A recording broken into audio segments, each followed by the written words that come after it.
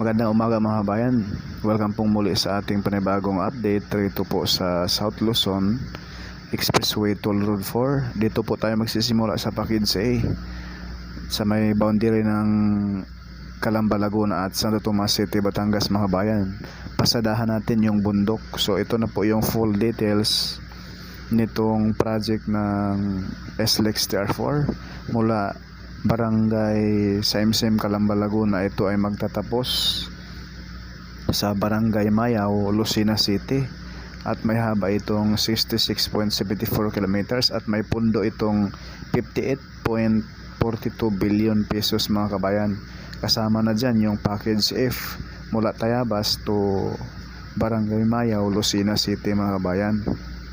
So ito po yung isa sa solusyon na mapabilis yung biyahe natin papuntang Lucena, papuntang Bicol, papuntang Visayas at Mindanao. Pakiusap po, paki-like, paki-share, follow at subscribe na rin sa ating YouTube channel Porca Studio mga bayan. Ating unahin pag-update ngayon dito sa bundok sa boundary ng Santo Tomas at Calamba, Laguna. So ito na po mga kabayan yung lagi nating in-update yung bundok rito mga kabayan. So ayan na po yung progress, konting-konti na lang talaga ang kulang. Ma-label na po ito sa nalatagan na po ng base course at may doon sa kabilang bundok na kung saan halos matapos na paglatag ng concrete cement.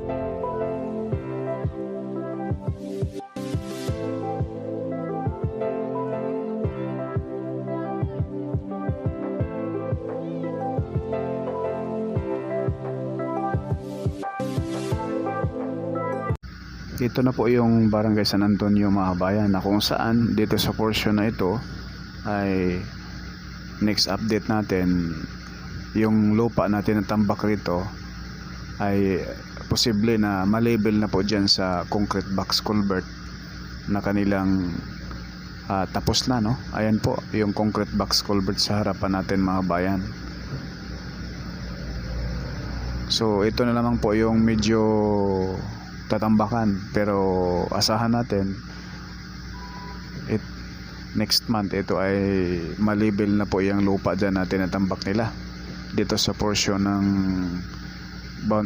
mismong Barangay San Antonio, Santo Tomas City, Batangas mga bayan. Ayan po yung concrete box culvert. Dyan po dumadaan yung mga residente na nakatira rito sa isang exclusive subdivision na kung saan napakaraming unit ng bahay rito ang na-demolish, no? Dahil natamaan sa alignment nitong SLEX TR4. So approaching na po tayo mga bayan sa Barangay San Bartolome, Santo Tomas City, Batangas mga bayan. So dito sa portion na ito ay matagal na pong tapos noong 2025 pa mga kabayan, dito sa portion na ito mula rito sa may Barangay San Antonio hanggang doon sa bago mag Barangay San Bartolome, Santo Tomas City, Batangas mga kabayan. Pero bago roon may isang mga 20 meters ang hindi pa nalatagan ng hindi pa nalatagan ng concrete cement. Sana ngayon ay nalatagan na, no?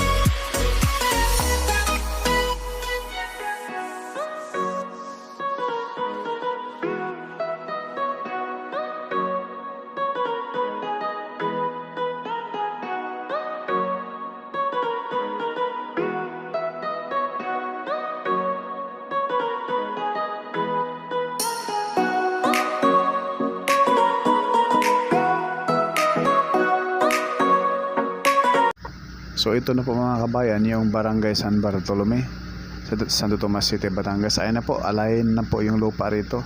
Dati sa baba pa tayo dumadaan dahil ang taas pa ng tampak rito sa bago mag-concrete box culvert. Pero sa ngayon, ayan na po, halos kalibel na po mga kabayan.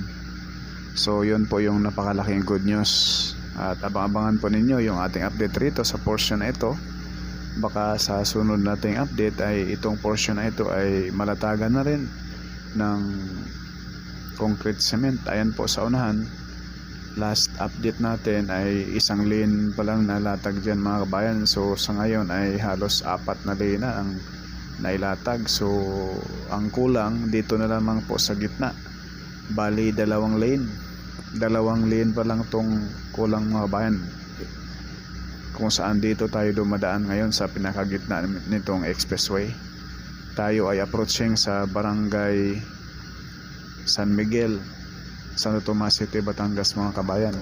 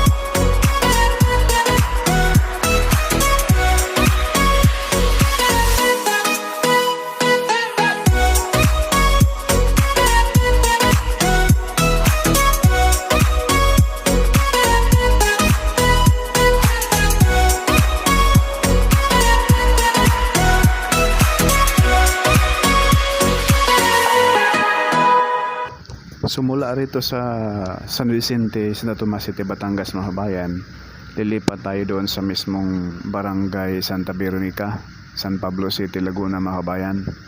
Silipin natin mula rito sa Barangay Santa Veronica, San Pablo City, Laguna. Atin pong baybayin hanggang doon sa Barangay Palma, Alaminos, Laguna mga kabayan. Puro ground shot tayo. Ito po yung karugtong sa Barangay Santa Monica Road mga kabayan. So ayan po yung overpass na gagawin rito sa Barangay Santa Veronica, Santa Monica Road mga kabayan. So sa kaliwa andyan na po yung San Pablo Interchange. So pakanan tayo, papunta tayo ng Barangay Palma, Alaminos, Laguna mga kabayan. So dito sa portion na ito ay masisilayan na po natin mga bayan na may mga bakod na, pero wala pang mismong pinaka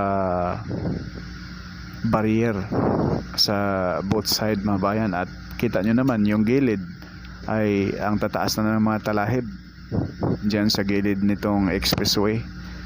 At yung inaabangan natin rito, yung mismong yung sa barrier sa gilid mga bayan, may mga poste na.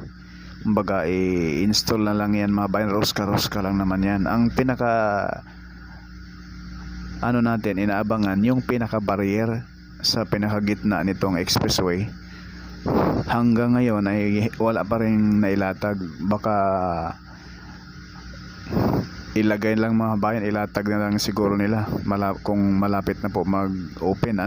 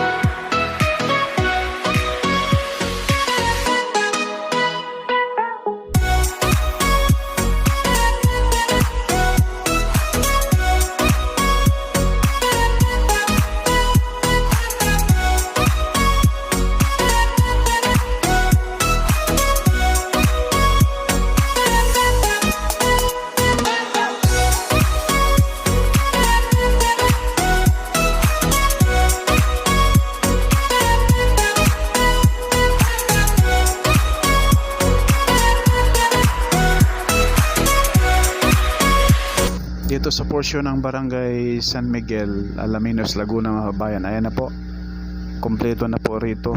Dati kasi may isang block pa rito na hindi sementado. Ngayon ay kompleto na po ang semento. So ang kulang na lang rito mga bayan kung lalatagan pa po o ba kaya ito ng asfalto or kagaya sa Calax na ganito na siya, solid na concrete cement. Kasi yung Calax mga bayan ganito din, wala ng asfalto na nilagay. Iba kasi itong SLEX mga bayan, ibang company ito. So kabang-abang. So ayan po yung gilid, makikita na po natin na yung mga damo-damo dyan ay halos gumapang na po rito sa ayan no, yung isang lane sa bandang kanan mga bayan at kaliwa. Ginapangan na po ng mga damo dyan. Papasok na po rito sa mismong pinaka-alignment ng SLEX. So approaching na tayo mga bayan dito sa Barangay Palma, na dito po yung medyo hindi pa na semento yung harapan natin. May nalatag nung last update natin, 1 lane pa lang. Ayan po ngayon mga bayan, napakalaking good news. Ayan na po, kumpleto na. Ito na, ngayong araw na to, kumpleto. Ayan po sa bandang kaliwa, last latag nila, 1 lane. Last update natin dito ay 2 lane pa lang, ay 3. So sa ngayon kumpleto na. Ayan na po, ito na po yung tulay. Ayan, lampas na tayo ng tulay rito sa Barangay Palma. Ayan, sementado na rin. Sa bandang kaliwa, yan po yung may tabon pa ay bagong latag yan mga kabayan. Yan po yung last update natin na hindi pa siya na semento. Ayan, kompleto na po mula doon sa tulay. Approaching na po tayo sa may mismong ginagawang overpass dito. Ayan. Ayan, may sarado mga kabayan. Ayan po. Saan tayo dadaan ito? So, try nating dumaan sa kabilang side. Diretso tayo. Ayan po, yan po yung exit sana sa kaliwa natin. Ayan, nilatagan na po nila ng semento at sinarado na. So ngayon, tatagos tayo doon sa ginagawang overpass. Sana padaanin tayo. So approaching na tayo mga kabayan sa overpass. Sana tayo ay makadaan dyan. So narito na po tayo sa pinaka area ng Barangay Palma, Alaminos, Laguna. So andyan po yun mga kabayan. Ayan na po yung overpass na ginagawa ngayon sa taas. Ayan na po, naglatag din po dito. Ayan oh, yung machine mga kabayan, naglatag. So ayan na po yung overpass sa taas. Ayan, naglatag na, nilatagan na po nila mga kabayan. Ayan po yung one lane, nilatagan na po nila rito. Ayan oh, 2 lane na mga kabayan nilatag rito sa mismong Barangay Palma, sana all. So ayan mga kabayan, 2 lane na po rito sa mismong medyo ito ngayon mga kabayan. Kung makumpleto ito, kabuuan ng package B ay ang tatapusin nila yung mismong ano na lamang mga kabayan, yung overpass na lamang. Dahil sa package B, ang overpass na ginagawa 2 dito sa Palma at sa may Barangay Santa Veronica, na kung saan doon tayo galing kaganina. Barangay Santa Veronica, Santa Monica Road, San Pablo City, Laguna mga bayan. So dito tayo mag-exit, no? So mula rito papunta doon sa mismong Macban ay simentado na yan mga kabayan. Wala nang hindi pa simento. Sobrang ganda dyan dumaan mga kabayan. Napakaganda ng view dyan sa portion ng solar power plant dyan sa unahan laang. So dito na po tayo mag-exit mga kabayan, no? So hanggang dito lang muna yung ating update rito sa SLEX TR4. Itong nilabasan natin pakanan papuntang Maynila, pakaliwa pabalik doon sa mismong papuntang San Pablo, papuntang Lipa, Batangas. So dito tayo pakanan. Maraming salamat and God bless at ingat po tayong lahat mga kabayan. Paki-like, paki-share at subscribe na rin mga kabayan at follow na rin, at huwag po tayong mag-skip sa ads mga kabayan. Maraming salamat po sa lahat.